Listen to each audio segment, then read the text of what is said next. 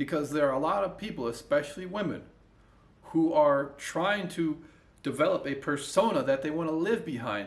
But in reality, the person that they are, when they wash the makeup off, when they take off the clothes that hold everything together, when they take off the push-up bra, when they get rid of the extensions, when they get rid of the filters, when they get rid of the angles, the crops, and their images on their social media, you realize that the person that they're trying to be, i.e. the ego, they can't, and they will never be this person. But what happens is the ego that you worked so hard to create, it self-fulfills. You reap what you sow. And what you have sown in this situation is this. The ego that you've created, it is now turning back at you to force you to realize that you can never be this person. And it eats away at you. It will constantly remind you of how you need to do something about it. That's where the stress, the anxiety, that's where this is coming from. Hey, I wrote down all the things I could remember. I am excited for your videos, so here's my problem. Well, thanks to you. You know who you are for writing. I appreciate you reaching out.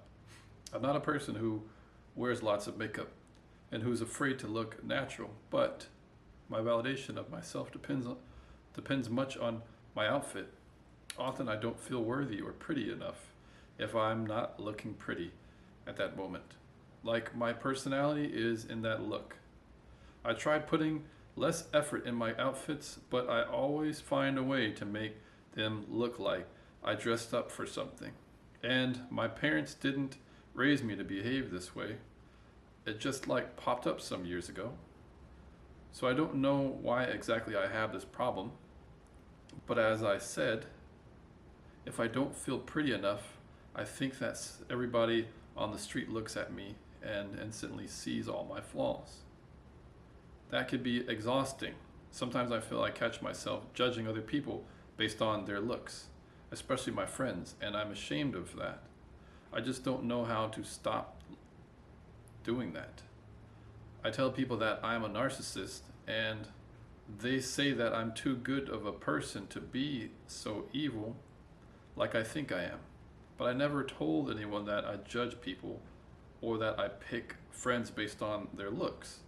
I feel like everyone would hate me if they find out about that.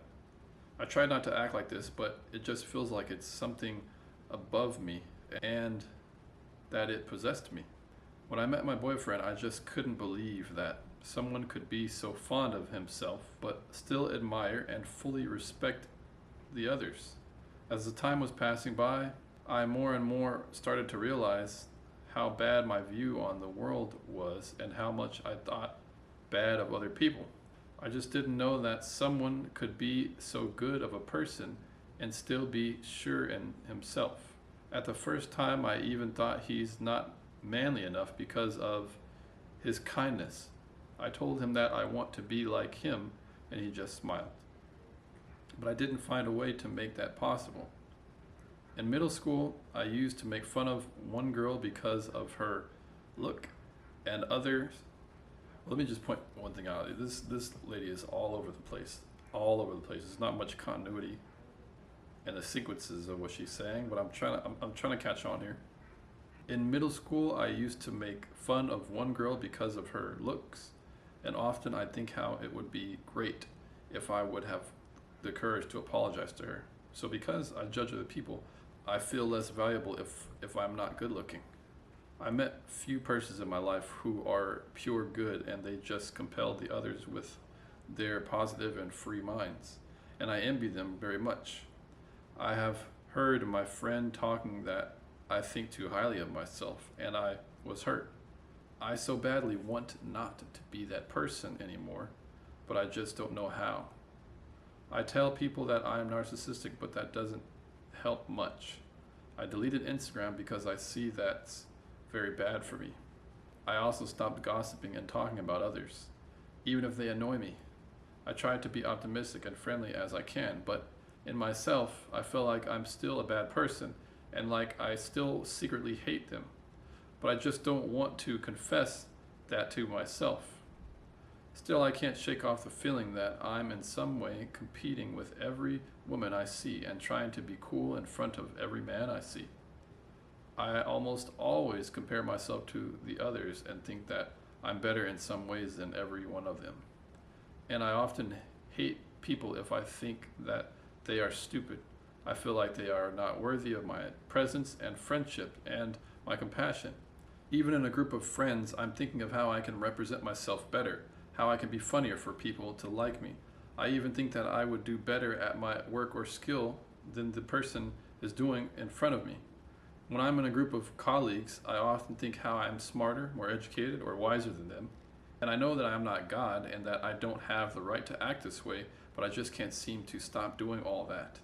And I can't find friends easy because I judge other people so much. Some nights I cry myself to sleep because I envy other people who have friends. I searched on YouTube and I find out that narcissism is a mental issue that comes with depression, anxiety, anger managing issues, etc. I found myself in many of the named symptoms, but I don't believe I'm in that big of a problem because I feel like that's normal. But I see now that my sarcastic way of speaking to others is just bad manners, and that I'm not that great in everything like I think I am. And I'm afraid that I can't be cured of this, that I will never become the person who I wanted to become. I remember from my early age that I always felt like I needed to be the best in things I do, or I do them for nothing. Because of that, I often pressure myself to be organized, to be the organized one in the group of friends, to be all dressed up, to be the funniest and the person others will remember. And all of that is so exhausting, and I just want to be normal and feel compassion, not selfishness. And I don't want to be some monster who needs to be better than anyone else. I hope I didn't take too much of your time. Thank you. Hey, no problem. Thank you for reaching out. This is a story and a tale of a lot of women who are in the same position, but you are humble enough, at least to anonymously reach out to somebody like me. Because there are a lot of people, especially women, who are trying to develop a persona that they want to live behind. But in reality, the person that they are, when they wash the makeup off, when they take off the clothes that hold everything together, when they take off the push-up bra, when they get rid of the extensions, when they get rid of the filters, when they get rid of the angles, the crops, and their images on their social media, you realize that the person that they're trying to be, i.e. the ego, they can't, and they will never be this person. But what happens is the ego that you worked so hard to create, it self-fulfills. You reap what you sow. And what you have sown in this situation is this. The ego that you've created, it is now turning back at you to force you to realize that you can never be this person. And it eats away at you. It will constantly remind you of how you need to do something about it. That's where the stress, the anxiety, that's where this is coming from. So I'm gonna get into some advice on, how to clean that up. You're doing to other people what you're most afraid of. You mentioned in the email that there is one woman who said, you know what? You think too highly of yourself. You think you're so good. And that hurt you. It hurt you because you knew it was true. It's interesting how you judge others, but you don't like to be judged. This is how you know that there's something wrong. This is another big piece of advice. Go to people that you are closest with and that you trust and express to them the issues you're talking to me now, so that you can develop a well-rounded understanding of how to get out of this. But most importantly, you're going to humble yourself and you're going to ask for help as you're asking for me. But the difference between you asking me is I'll never see you. I'm not personally attached to you. But these people are going to have a vested interest, even more so, but even more so than that. Your ego is going to have to be humbled automatically because you're humbling yourself to ask for help for a problem with people that you care so much about how they think about you. No, these are the people you need to go to, because in a way, you're humbling yourself by practice alone, right? The insecure way would be to talk to a man offline. I'm not saying that it's not helpful, but it is, in comparison, not as bold and not as courageous. I'm here on the internet. You are not accountable to me, but you do need to be accountable to the people that you get to see every day. So you need to talk to those people. You need to tell those people, hey, I have this issue with my judgmentalness. I have this issue with my seemingly self-hatred. I have this issue with me thinking I'm better than others that I need help with. The solutions to the problem that you have, they rely on your actions. Because if you're always stuck in your head, you're going to rely and you're going to tend to lean more towards past behavior. So I would advise that it's better to have instead a practice. Because what you're doing right now, whether it's trying to be a person you're not, whether it's dressing up in a certain way, whether it's having a certain facade that you're putting on, what this is doing is it's only feeding into this thing that you've created. And it's a persona, it is a mentality, it is a reputation, it is people's perception. In order for you to get out of that, you have to practice the opposite way. Because what you're doing right now is you're practicing insecurity. Because you're so insecure, you're acting on it. And it's the way that you're acting that's only feeding into it even further, which is making you kind of go crazy. Because as I'm reading what you're saying, it's not coherent, but I know it's a big problem, but it's very emotional. In the stream of consciousness that you've given to me, it's like, it's almost exhausting to even listen to because it's not coherent. It's not really sequentially like ordered. It's like a cry for help, obviously. So if it's that serious, then you have to have serious action. So what you need to do is you need to start practicing things in the opposite way. Instead of, because this thinking thing, you're already too much in your head. You need to focus on the actions. But you have to act oppositely than how you've been acting in the past. So once again, you just mentioned that you can't help but always try and make people think you look good. And until you get that check mark of, oh man, I look good today, I can walk out. No. Obviously, you need to have your hygiene. Obviously, you need to be well kept. But you need to get rid of makeup. See, you were smart. You were smart because you said, dang, I need to get off Instagram. But why is that? Why is that? Because you know it is like a snowball that's rolling down a hill that constantly accumulates more and more baggage as it gets bigger and bigger. And its gravitational pull becomes stronger and stronger. The more presence you have online, the more validation, the more likes, the more comments that you get of people validating who you are, knowing that you don't even like yourself. That is what is hurting you. So you were smart enough to delete it because you understood that if I stayed on there for too long, it was going to lead to my literal insanity. Because this person that I don't want to be, I'm getting so much praise for, I'm getting so much attention and validation from, this has to be the way, knowing that it eats you up inside. So it is best to go another step further. You got rid of Instagram. That is hard. But what's harder? What is an even harder thing to do? What is an even harder practice of insecurity to drop? You need to get rid of that makeup. Because the makeup is just another symptomatic expression of how you feel inside. I feel naked, vulnerable. I don't necessarily like myself. I'm kind of yucky, which is all right. It's not necessarily bad to feel like that, as long as it's not extreme. And what I mean by that is you're humbled in the inside, but you're going straight about face when you say, "Oh no, I'm a bad girl, right? Oh no, I got control over my life. Oh shoot, look, man. Now I look acceptable. Now I look presentable. Now I look like I'm worthy of love." No, get rid of it. Get rid of this. Get rid of this. It is one of the hardest things. It is one of the most interesting addictions and self-justifiable drugs that these women have. This crap that you guys put on your face. Get rid of it entirely. Get rid of it. Throw it away. How will it help? How will it help? You are so concerned about how people perceive you. This is you practicing a way that you don't care anymore. Yes, you're going to break out. Yes, you're going to have some blemishes. Yes, and even as you take it off, your face is going to look freaking, you might even look malnourished because it's always been blocked and it's always been abused by how much makeup you put on it. It's going to be hard, but it is going to help you develop the skill of being confident in how you look and accepting who you are. What is the next thing you're going to need to do? You need to stop trying to look pretty, because whether you are or not is not even relevant. Whether you are or not is nothing you should obsess over, because your looks are going to fade.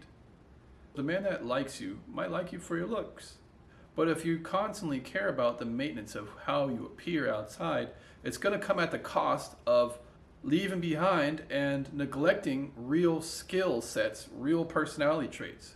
If you're an empty vessel inside and you're just a pretty thing to look at, that has nothing. Look, I'll give you an example. Let's just say the man you're with right now, he was very much into your looks. He thinks you're really pretty. So now you're in the situation where you feel like you have to maintain your prettiness. But this always will come at the sacrifice of your actual personality and who you are as a person. You neglect and fail to develop the skills of being an overall nurturing woman, nice woman, moral woman, a woman with boundaries, and you sacrifice all that in order to make sure that you have the nicest curves, your nose is in a nice makeup contour look, you have your outfits always, and you're spending so much time on this, you neglect other parts that are going to keep this man. So once he's done with his romantic experience with you, what is there going to be left with? Nothing at all, except a woman who's stuck in her head and who's always trying to be pretty and who's always focused on what other people feel about her. Do you see why most men who are sane would want to run from women like this? Okay, so the advice